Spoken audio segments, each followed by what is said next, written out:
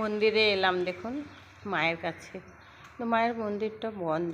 দেখুন মায়ের মূর্তিটা আস্তে আস্তে করে দেখা যাচ্ছে। বাবা বসে আছেন, বাবা ভোলেনাথ।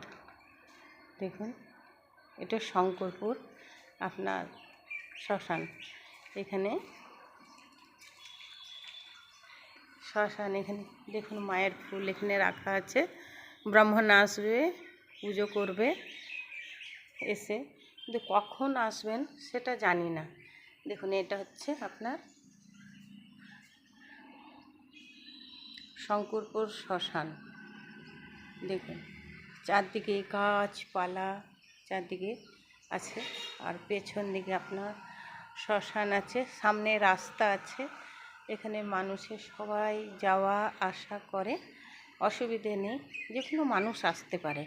এখানে দেখুন গাছপালা সব কিছুই।